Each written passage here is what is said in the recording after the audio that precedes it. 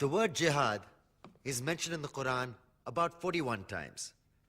The words mercy, peace, and compassion are mentioned about 355 times. Yes, come in. Come on in, Riaz. Sit down, please. Contrary to popular belief in most Western cultures, Islam is a religion that preaches peace and tolerance. Yes, Patricia. If Islam truly is a religion that preaches peace, then how come the world's most troubled spots, the West Bank, Afghanistan, Pakistan, Iraq, they're all plagued with Islamic terrorism? Well, that depends on your definition of terrorism. Some might argue that the U.S. invasions of countries like Iraq and Afghanistan are also acts of terrorism. Those were acts of war to get rid of despotic regimes. Or a means of getting at a country's oil. Conspiracy theories. Well, May I? Yes, please. Go ahead, Riaz. Mr. Khan is right.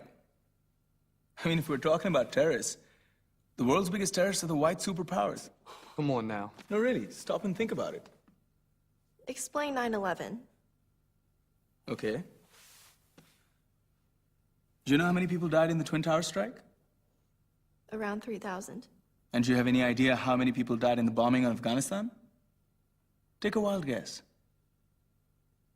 More than 15,000 people died. And that's just conservative figures. About 50,000 tons of explosives were dropped on innocent civilians. Men, women, children. Yeah, but that was because of the Taliban. Now that you brought it up, did you know that the Taliban was a creation of the CIA to fight the Russians? Whatever. They were still harboring terrorists. Yeah, right. Terrorists that were never found. Just like the weapons of mass destruction that were never found in Iraq. Do you want to get into the death toll in Iraq?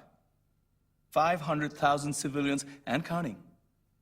And what do Britain and America say when they don't find these weapons? It's simple.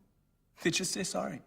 And still refuse to relinquish control of these countries. What are you trying to say? What I'm trying to say is that just because you're American, wear a fancy suit, and call yourself the president, doesn't make you any less of a terrorist. I'm saying that if you don't stop meddling in other people's countries, you will face a backlash. If Muslims like you feel that way, then why don't you get out of our country? We will. As soon as you promise to leave ours.